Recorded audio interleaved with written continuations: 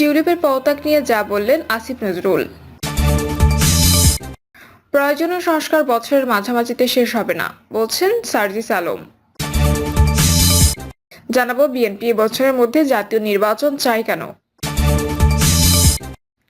এবং সর্বশেষ জানাবো টিউলিপের পদত্যাগে ব্যথিত ব্রিটিশ প্রধানমন্ত্রী যা বললেন। শুনছিলেন সংবাদ শিরোনাম, এবারে বিস্তারিত।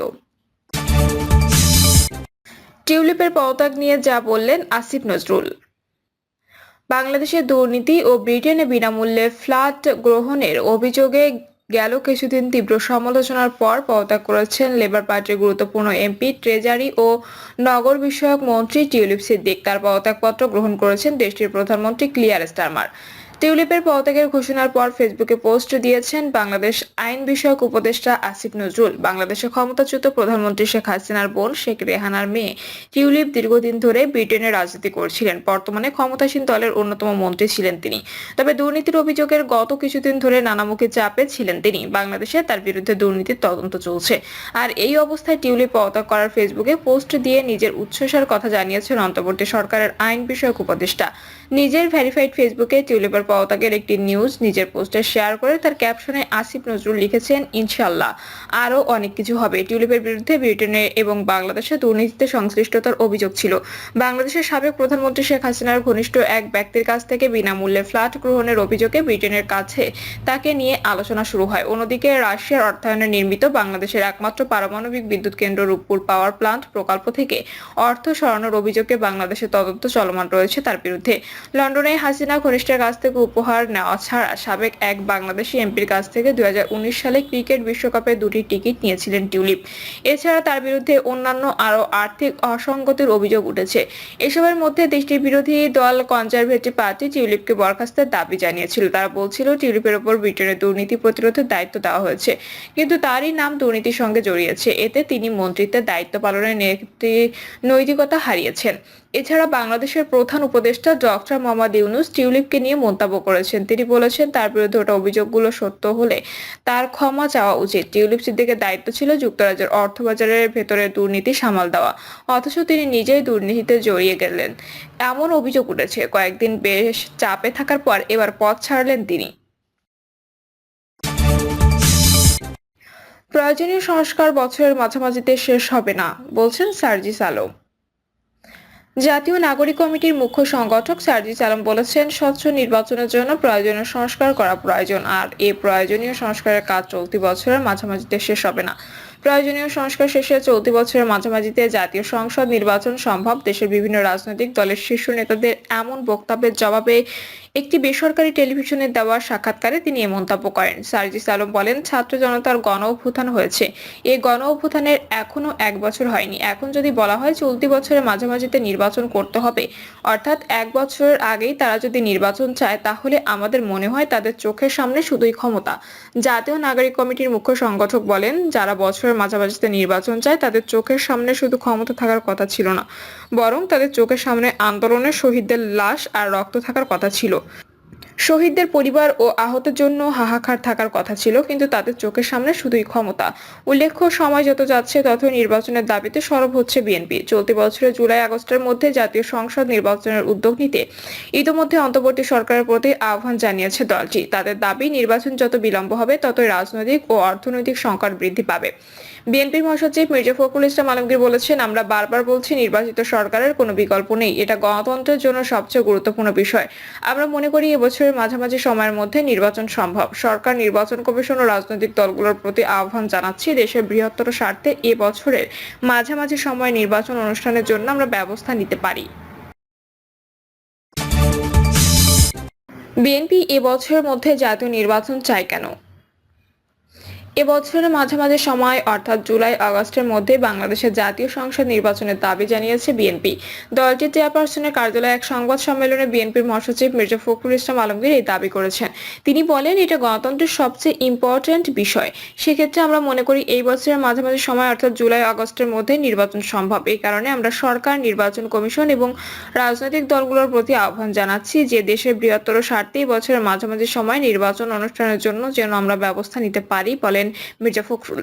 এর আগে গত 16 ডিসেম্বর অন্তর্বর্তী সরকারের প্রধান উপদেষ্টা অধ্যাপক মোহাম্মদ ইউনূস জাতির উদ্দেশ্যে দেয়া এক ভাষণে 2025 সালের শেষ থেকে 2026 সালের প্রথম দিকে আগামী জাতীয় সংসদ নির্বাচন অনুষ্ঠিত হতে পারে বলে বক্তব্য দিয়েছিলেন। এদিকে বিএনপির ওই সংবাদ সম্মেলনের পরে দুপুরে আরেকটি সংবাদ সম্মেলনে নির্বাচন কমিশন সচিব আক্তার আহমেদ জানিয়েছেন, প্রধান উপদেষ্টার ঘোষিত সময়ে নির্বাচনের প্রস্তুতি নেওয়া হচ্ছে। বিএনপির অগাস্টের নির্বাচন অনুষ্ঠানের দাবি নিয়ে করা সাংবাদিকদের এক প্রশ্নে আক্তার আহমেদ প্রধান উপদেষ্টার ঘোষিত সময়ের কথাই জানান।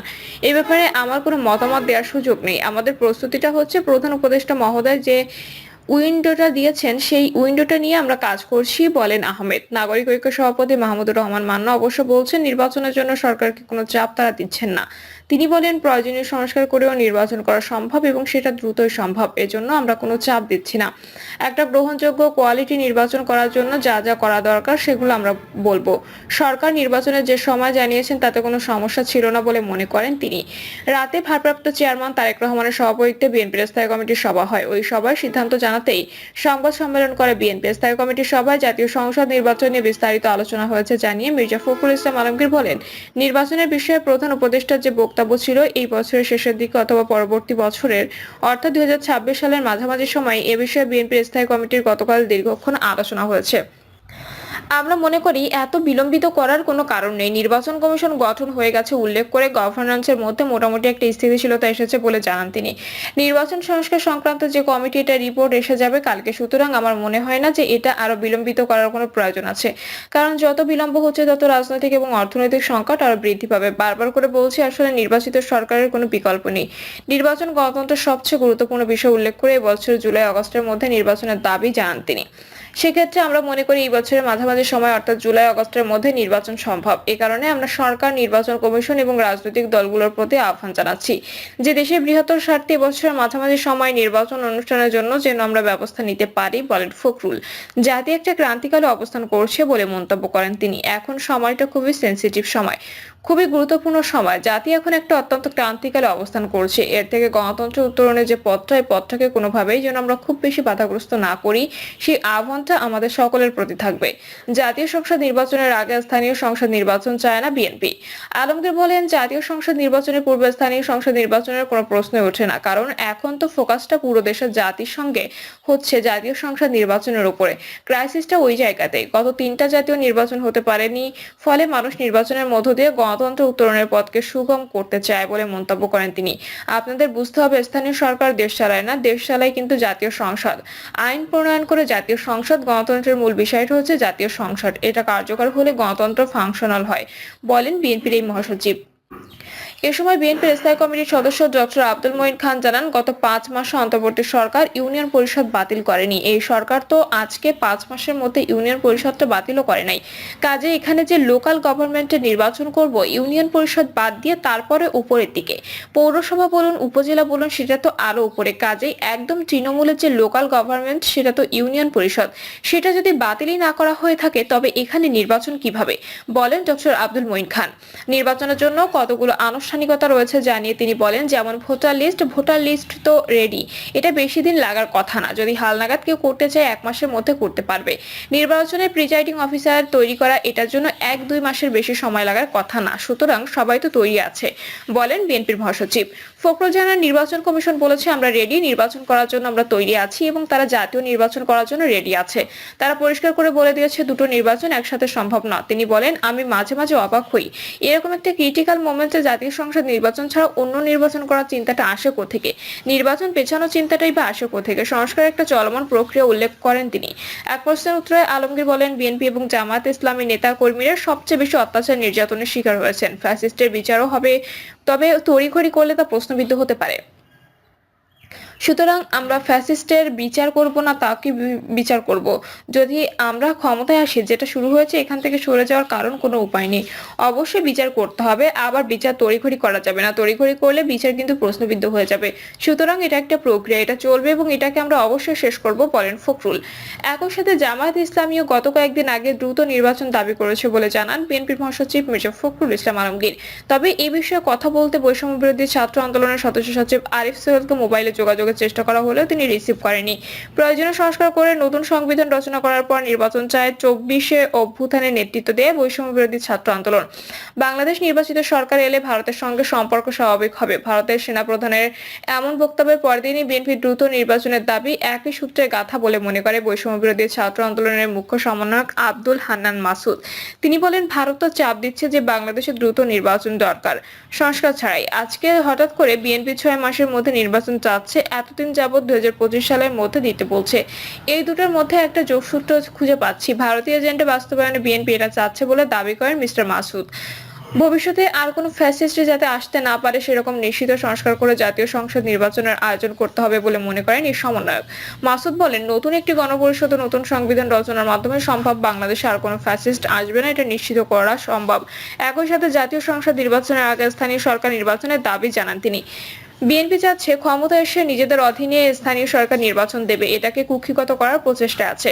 তাই জাতীয় সংসদ নির্বাচনের আগে স্থানীয় সরকার নির্বাচন দিতে হবে। স্থানীয় সরকারকে শক্তিশালী করে জাতীয় নির্বাচন বা গণপরিষদ নির্বাচনের দিকে এগোনো যায়। প্রিয় দর্শক, এই ছিল এখনকার সর্বশেষ সংবাদ। আপডেট সব সংবাদ পেতে চ্যানেলটি সাবস্ক্রাইব করে বেল আইকনটি ক্লিক করে রাখুন।